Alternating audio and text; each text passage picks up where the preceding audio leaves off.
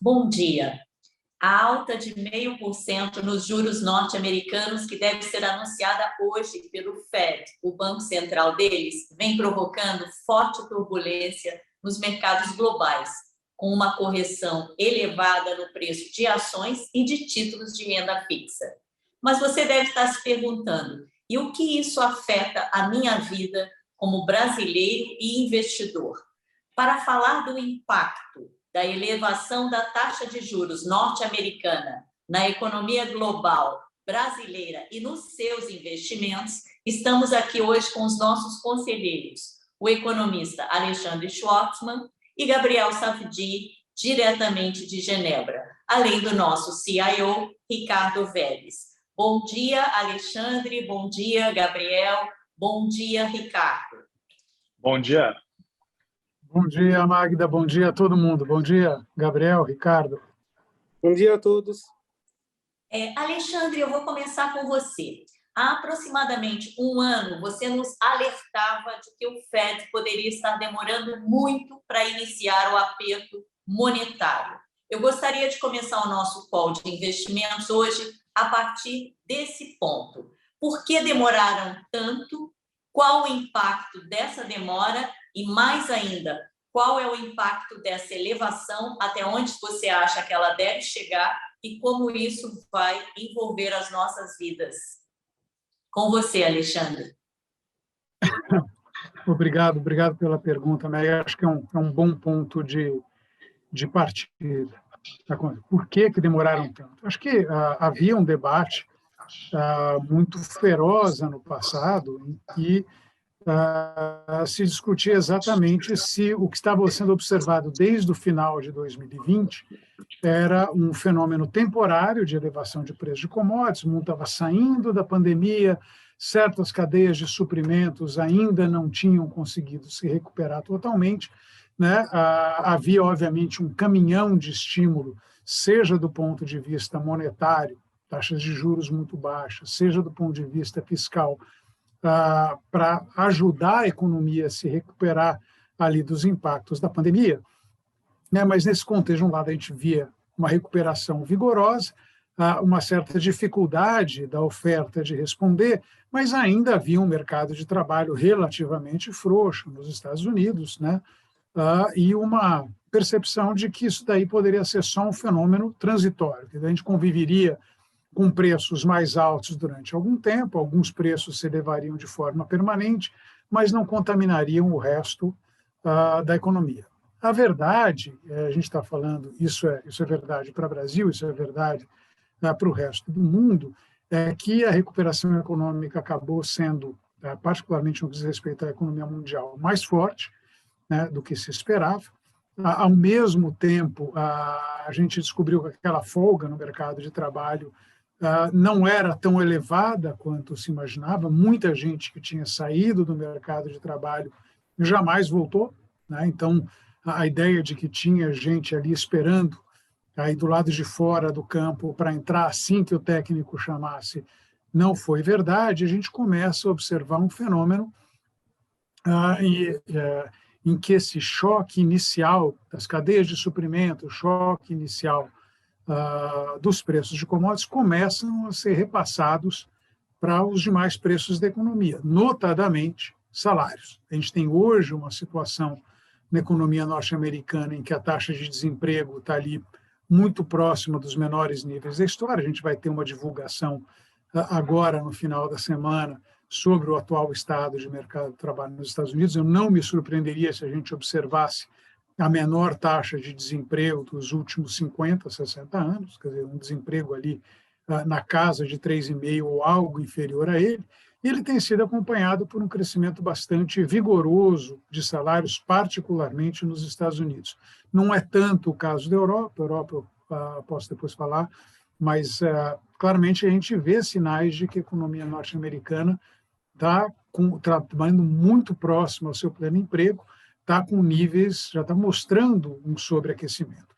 E, nesse contexto, sinais de sobreaquecimento já eram visíveis, pelo menos ali desde a segunda metade do ano passado, né? O mais para o final do ano era uma discussão que vinha acontecendo, mas o discurso que era um choque transitório, ele prevaleceu, talvez não por acaso, até o momento de confirmação de Jay Powell para o seu segundo mandato à frente do Federal Reserve. Assim que ele assumiu, ele fez uma alteração, mas, de alguma forma, o Fed parece muito, ao longo desses, muito cauteloso, com um receio muito grande de surpreender negativamente os mercados, né? Então, eles tinham telegrafado que não haveria elevação de taxa de juros, eles decidiram manter essa postura e começar depois a sinalizar. A grande verdade é que a gente perdeu 3, 4, talvez até 6 meses preciosos nessa história, né, em que o Fed, ainda tímido, né, embora tivesse todas as condições para começar um processo de aperto monetário, ele preferiu não começar até que ele tivesse dito o que iria fazer e decidiu começar devagar, não porque as condições requereriam que ele começasse devagar, mas porque ele tinha sinalizado. Tudo isso talvez ainda reflexo do que aconteceu em 2013. O Ben Bernanke, naquela época, surpreendeu o mercado com um discurso mais hawkish, mais duro acerca da inflação, levou as taxas de juros lá para cima, a bolsa caiu, ficou todo mundo assustado. O episódio ficou conhecido como taper tantrum. Tantrum basicamente é a reação lá de criança quando é contrariada, né? Manha. Se joga no chão. Birra. Manha. Birra. As mães conhecem a manha. A manha, a birra, né? E o taper era o que ele pretendia, estava sinalizando que ele ia, não era nem subir taxa de juros, era reduzir o montante de compra de títulos, mas, enfim, talvez com receio disso, né, o Fed tenha começado muito atrasado. Eu quero compartilhar um único slide aqui com vocês para dar uma ideia. Eu vou só precisar, Magda, que você me permita compartilhar aqui um slide apenas. Deixa eu ver.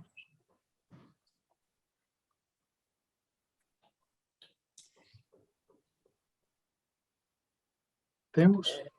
Peraí. Plano de fundo, chat, configurações do webinar.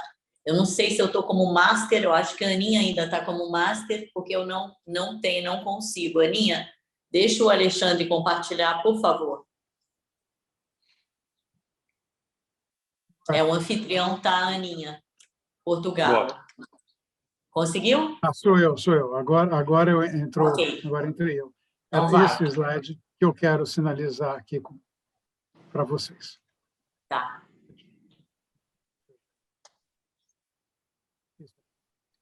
Aqui, né, eu acho bacana, porque o que a gente vê à esquerda era o que os mercados esperavam do ponto de vista de aperto monetário no começo do ano, dia 19 de janeiro, né, se imaginava que a taxa de juros, a Selic norte-americana, o Fed Funds, chegasse no final desse ano, 2022, a casa de 1,25%. O slide, o gráfico à direita, mostra os números desta manhã, ou seja, exatamente do dia 4 de maio de 2022. Olha a revisão que aconteceu ao longo desse tempo. Quer dizer, hoje, não diria que a palavra correta talvez não seja consenso, mas o que os mercados apressam do ponto de vista de taxa de juros é que o Fed Funds chegue a 3,5%. Então, a gente teve uma mudança radical ao longo desse processo. Vou já parar aqui, não precisamos mais de nenhum compartilhamento, mas o que a gente vê é uma percepção de que o Fed chegou atrasado e, portanto, vai ter que fazer mais.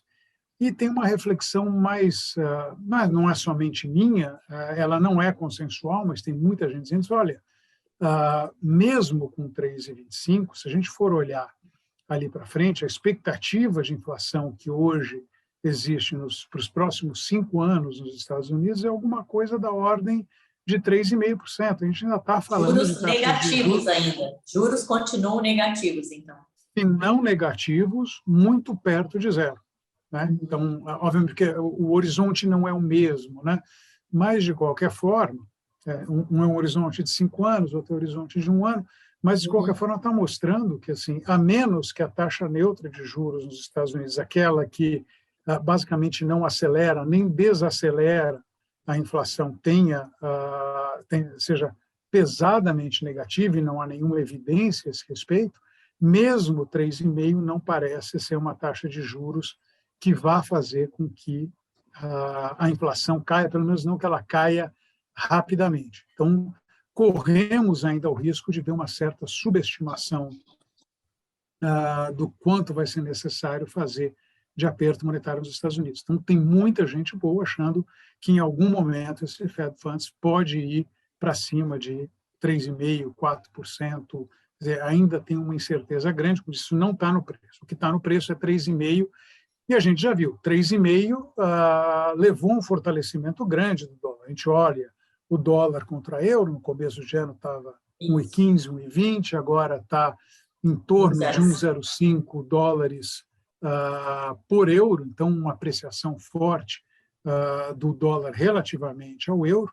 O euro está, a Europa, do ponto de vista de aperto monetário, está bem atrasada com relação aos Estados Unidos, porque tem, enfim, uma dinâmica distinta nesse aspecto, mas a gente vê esse fortalecimento não é uma exclusividade do dólar contra o euro. Quando a gente olha o dólar contra uma cesta de moedas, vê também esse processo de fortalecimento. A gente viu na esteira desse fenômeno o Treasury de 10 anos, que também no começo do ano estava ao redor de 1,2%, agora na proximidade de 3% ao ano, significa que a gente deve trabalhar com um contexto global em que os títulos norte-americanos voltam a ser uma alternativa a algo mais atraente de investimento.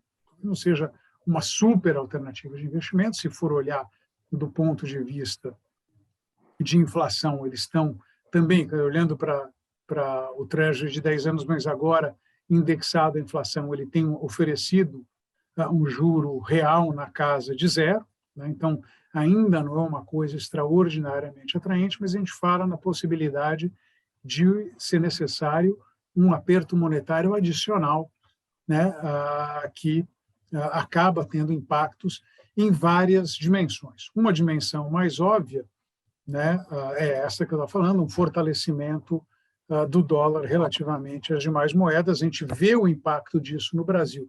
A gente viu o dólar no Brasil cair para a vizinhança ali de 4,60, 4,65, voltou rapidamente para 5 à medida que começou a se apressar um movimento mais duro do ponto de vista de taxa de juros, né? E tem uma segunda consequência, essa daí já é ainda mais complicada, né? É que, obviamente, o Fed tem dito que ele pretende fazer um processo de aperto monetário que conduza ao chamado pouso suave da economia americana, ou seja, que consiga subir o juro na exata medida de desacelerar a inflação, mas, ao mesmo tempo, sem causar uma recessão. A grande verdade é que o track record do Federal Reserve não é particularmente animador. Eu olhei alguns episódios em que o Federal Reserve teve que trazer inflação de níveis similares aos atuais. A gente não teve tantos episódios assim, tem alguma coisa como 3, 4 episódios nos últimos 50 anos em que a inflação passou de 8 ou 8,5, depende de onde a gente coloca ali o limite, mas todas as vezes em que isso aconteceu, teve que ter um movimento muito mais brusco de juros do que se imaginava. A amostra, como disse, não é grande, não dá para fazer uma inferência estatística muito sólida a esse respeito. Mas isso dito, né, fico alerta de que a capacidade de preparar um pouso suave quando a inflação descola muito, como é o caso hoje, é sempre uma dificuldade adicional. Então, a gente também, além disso, corre o risco de ver, pelo menos, algum período recessivo nos Estados Unidos por força de um aperto monetário maior, o que também não é muito positivo para uma classe variada de ativos. A elevação de taxa de juros, o Ricardo vai ter condições de falar disso com muito mais propriedade do que eu, obviamente, tem impacto sobre os mercados acionários.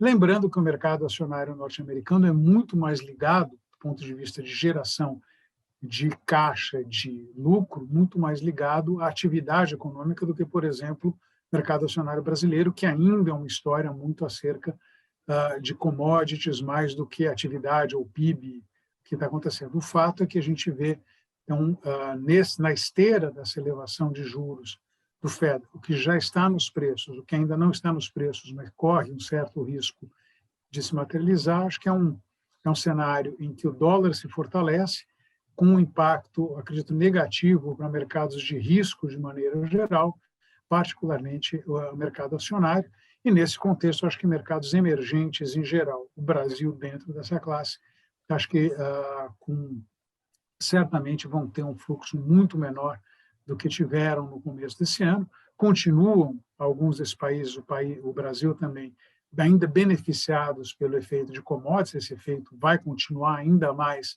agora que a União Europeia segue discutindo ali a possibilidade de um embargo ao petróleo russo, mas, enfim, temos aí duas forças em conflito, né, que devem levar ainda a um mercado que vai ser bastante turbulento, bastante volátil, acredito, aí ao longo das próximas semanas. Né? Eu paro por aqui, mas fico, obviamente, à disposição. Em relação, uma pergunta final para você, em relação à taxa de juros aqui no Brasil, talvez os juros reais mais altos do mundo, que vem atraindo um fluxo de recursos para cá e mantendo o real até forte. Quando a gente olha a desvalorização do euro e olha a valorização do real no ano, a gente atribui isso às commodities, mas também ao carry trade, que é o movimento do estrangeiro que vem, se beneficia desses juros e depois sai. Você acha que vão ser duas forças equilibradas, o aumento de juros nos Estados Unidos fortalecendo o dólar e o aumento de juros aqui constante fortalecendo o real? Como é que você vê isso? Essa também é uma excelente pergunta. Veja, o nosso mercado de juros já colocou no preço um juro aí para um ano na casa de 13%. Quer dizer, já se considera, né, que o BC não para nesta reunião, né? Embora a sinalização dele em março tenha sido no sentido de que ele iria até o 12,75 e pararia por lá, não parece esse o caso. A gente vai ver na reunião de hoje o que eles devem dizer. Provavelmente eles elevam, essa é meio fácil, né? Que eles vão elevar um ponto percentual a Selic, deve ser verdade, isso está no preço, e a gente vai ver qual que é a sinalização que eles dão para os próximos movimentos. Não acredito que eles vão manter a sinalização que foi dada na reunião passada, que eles parariam agora em março, mas vão dar que toda a intenção deles é provavelmente parar na próxima reunião. Então, a gente deve terminar mesmo com uma taxa de juros mais ou menos na casa de 13. Não espero maiores surpresas daí, porque com todas as notícias negativas que a gente tem tido acerca da inflação, e tivemos muitas, a verdade é que o Banco Central vem subindo o juro desde março do ano passado, né, já adicionou aí praticamente 11 pontos percentuais da taxa de juros, vai terminar ele acrescentando um pouquinho mais do que isso ao longo do processo. Eu acho que o risco maior de surpresa está do lado do Federal Reserve. O nosso processo, acho que mais ou menos chegou ao fim. Então, se é para esperar alguma força adicional de taxa de juros, eu acho que quem acaba prevalecendo, o risco maior de alguma coisa acontecer, é do lado do juro ser mais alto lá fora do que está sendo esperado, do que o juro ser mais alto aqui dentro, além do que também já está hoje embutido nos preços. Muito bom. Vamos acompanhar para ver o que acontece. Gabriel, agora eu tenho duas perguntas para você. Uma delas é que você conte para a gente como é que está o impacto dessa muito maior expectativa de elevação de taxa de juros do que propriamente da elevação. Como que está sendo o impacto nos mercados acionários e na Europa, mais especificamente, uma vez que você é suíço, tem clientes europeus, tem clientes em Israel, tem clientes fora do Brasil. Conta um pouco para a gente e aproveito para colocar uma segunda pergunta que foi feita pela equipe de Santa Catarina, se o euro a 1,05 não representaria uma oportunidade de investimentos. Então, é com você, Gabriel. Ok. Eu acho que, para completar um pouquinho o que o Alexandre disse, que é mais do ponto de vista econômico, se eu vejo isso do ponto de vista dos mercados financeiros, nós temos um outro elemento muito importante que vamos ter que analisar nas próximas semanas, é o fato que, ao mesmo tempo que a Fed está subindo taxa de juros, ela está reduzindo o balanço dela. e ela está reduzindo também o balanço dela. A gente poderia fazer um gráfico semelhante àquele que o Alexandre acabou de mostrar com as taxas de juros. Eles vão hoje reduzir o balanço deles cada mês de um valor muito maior do que se imaginava no começo do ano. E nós não sabemos agora que efeito isso vai ter em cima da taxa de juros, né? Isso porque a inflação é uma coisa, a taxa de juros que a Fed controla a curto prazo é outra coisa, mas para nós o que nós olhamos no mercado financeiro é a taxa a longo prazo, a taxa dos 10 anos. É o spread que acontece em relação às outras empresas que são qual o spread que você tem que pagar em relação ao Fed para você conseguir captar recursos. Então, esses são elementos importantes que vão ter um efeito em cima dos mercados financeiros. Por enquanto, a gente não vê que o que a Fed está propondo de fazer está estressando o mercado. Isso é fácil de você olhar se você começa a comparar quanto é que as empresas menos bem cotadas estão pagando de prêmio para poder emitir papéis. Por enquanto, esse spread não aumentou em relação em relação aos Fed Funds, a taxa de juros do governo. Então, esse é um sinal que, por enquanto, não tem estresse. Eu acho muito difícil hoje, esse ano, a gente ter uma recessão nos Estados Unidos. Eu acho que tem um dinamismo que está indo muito bem. O que nós estamos assistindo atualmente nos Estados Unidos e no resto do mundo, aliás, a mesma coisa, é o fato que nós temos que fazer uma redução a Bolsa é uma máquina de descontar taxa de juros. Quando as taxas de juros estavam em torno de 1%, o ano passado, a gente calculava o lucro futuro, a gente pegava o lucro de uma empresa, a gente calculava sobre vezes 23 para dar um valor, vamos dizer, justo de mercado. Hoje, com tudo que foi anunciado, tudo que a gente viu aí no gráfico do Alexandre, nós caímos hoje para 17 vezes e com uma perspectiva de lucro menor do que antigamente. Mas ainda temos lucro. Então, essa pessoa que nós estamos vendo hoje é porque o mar está ficando mais... Aquele calmo sereno acabou, o mar está ficando mais turbado, então o barco dos mercados financeiros começa a ter mais volatilidade, né? Ele fica mexendo mais do que antigamente, e esse efeito que nós estamos vendo. Hoje, a 4.100 em cima do SP, mais ou menos, é um preço justo, é um preço que hoje ele tem o valor dele pelo que nós sabemos hoje, né? E se efetivamente não vamos entrar em recessão, o lucro das empresas vai continuar aumentando, a questão é saber a que ritmo, de que forma, mas isso acaba sendo bom para a Bolsa, né? Então, é uma fase que nós temos que não ter muito extremismo, nem muito optimismo, nem muito pessimismo, ser muito racional e também aceitar quando subiu bem, vender para receber os lucros, e quando caiu bastante, ter coragem de comprar e aproveitar essa volatilidade. O outro problema que nós vamos ter em cima da Bolsa é o seguinte, é que essa falta de mão de obra que a gente está vendo no mundo todo, isso vai hoje também inverter da mesma forma que a gente tem hoje essa inversão de taxa de juros que durante 30 anos estava caindo e que agora começou a subir. Eu acho que ela vai subir pelo menos por uns 20 anos, logicamente não só de uma vez, mas indo e voltando, mas a tendência a longo prazo vai ser em alta. É que nós vamos ter agora também a mesma coisa em relação a como o lucro que uma empresa faz é dividido entre os acionistas e os empregados. E aqui na Europa, nos Estados Unidos, uma parte que hoje os acionistas que tinham conseguido cada vez mais uma parte importante do lucro, eles vão ter que dar uma parte desse lucro aos empregados. Os empregados vão conseguir bons aumentos de renda porque simplesmente está faltando empregados em todos os mercados, né? Em relação à Europa, a situação aqui é muito mais complicada por causa da guerra, né? Para os Estados Unidos, a guerra é uma coisa de longe, é uma coisa que não tem muito efeitos. Aqui na Europa, nós sentimos isso imediatamente. O Banco Central Europeu ele está hoje numa posição intermediária em relação ao Fed e em relação ao Banco do Japão. A Fed, o Alexandre falou, o Banco do Japão, eles disseram que de jeito nenhum, não só eles não vão subir taxa de juros, mas que também eles não vão deixar a taxa a longo prazo subir, que eles estão bloqueando a taxa a longo prazo dos 10 anos japonês a 0,25 por ano. Isso quer dizer que eles consideram que o feito que nós estamos começando a ter inflação finalmente no Japão é uma coisa muito boa para eles. O efeito a gente viu, é verdade que o euro caiu em cima em relação ao dólar, o ien caiu ainda 2 vezes mais rapidamente do que o dólar, né?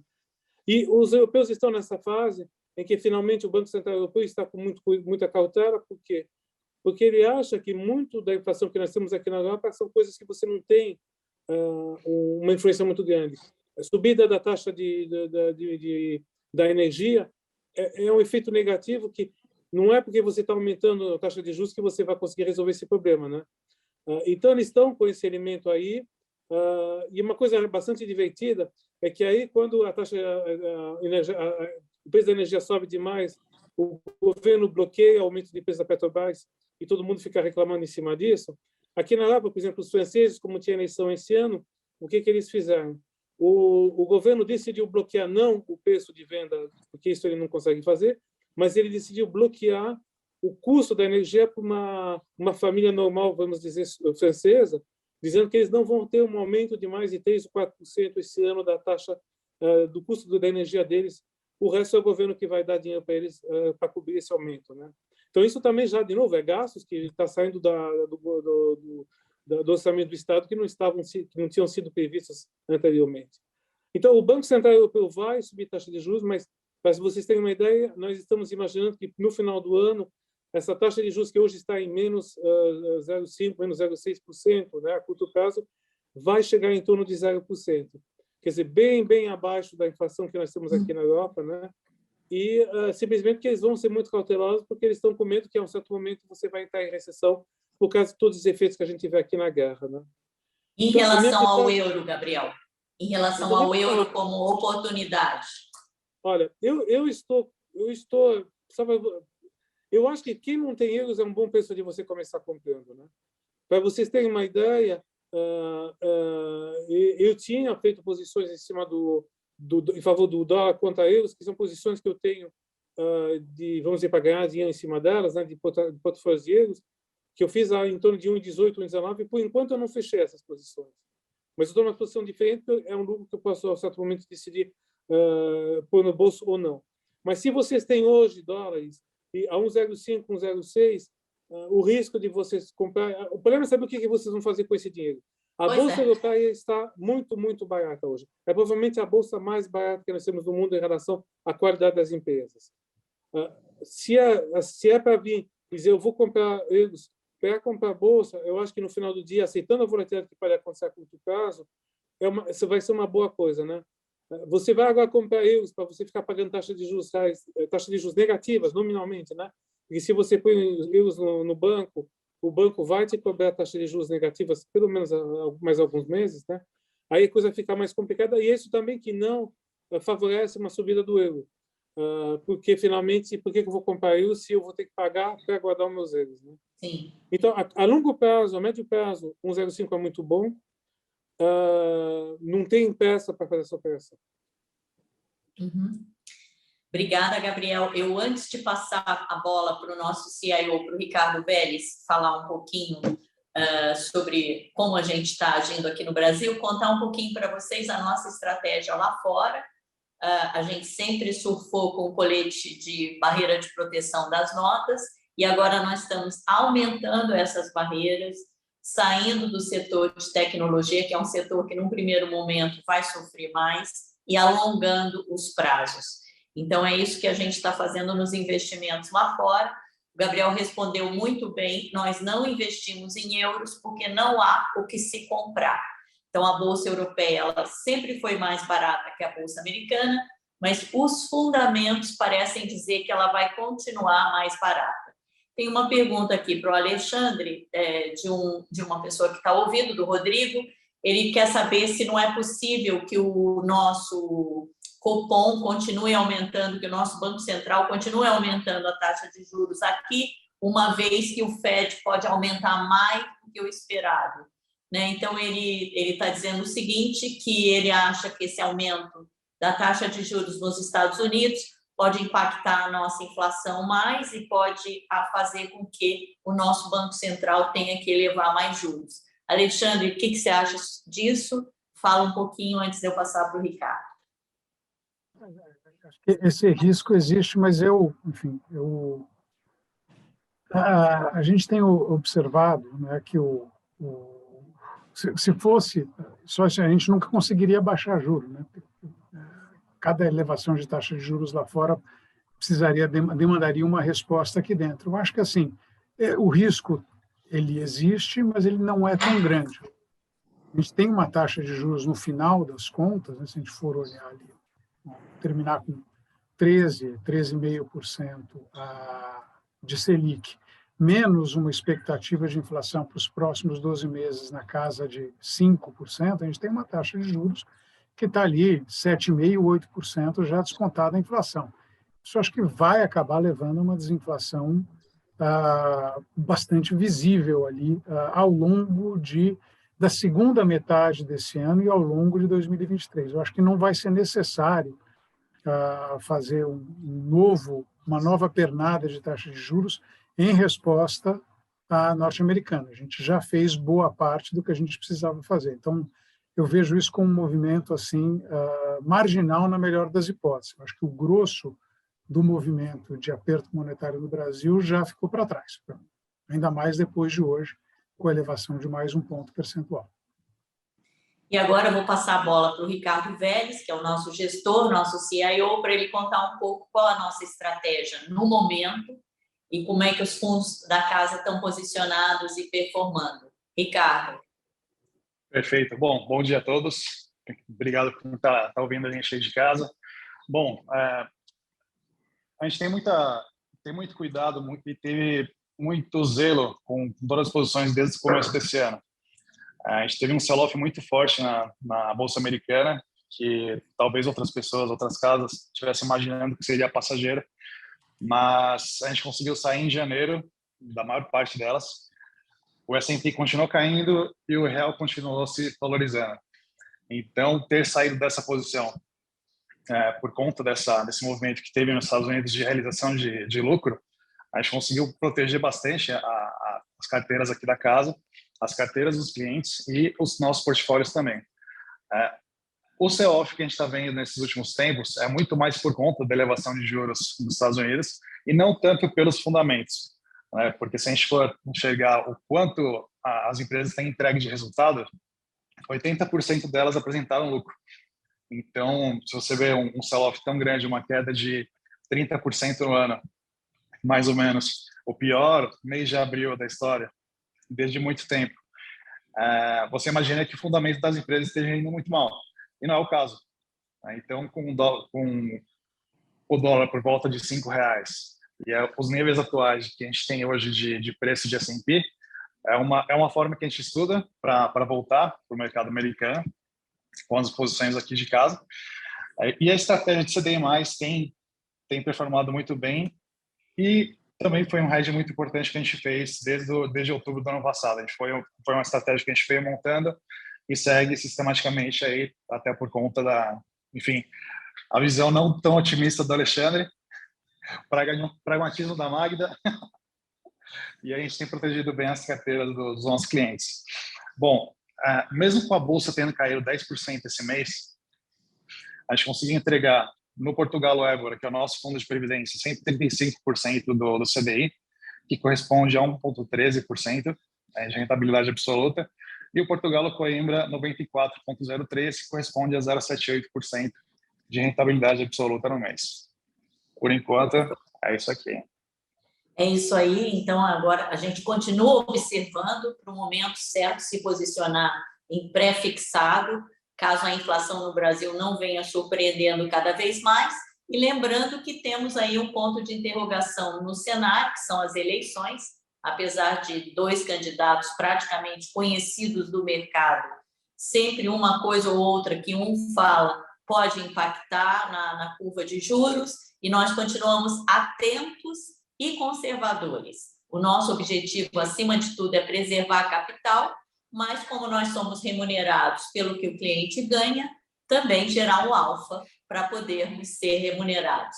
Então, eu vou me despedir aqui do Ricardo. Obrigada, Ricardo. Obrigado, Alexandre. Magda. Obrigada, Alexandre, como sempre, muito ilustrativo, aprendo muito com você e com o Gabriel, nosso mestre aí na área internacional, que a gente está sempre aprendendo. Obrigado a todos e até a próxima.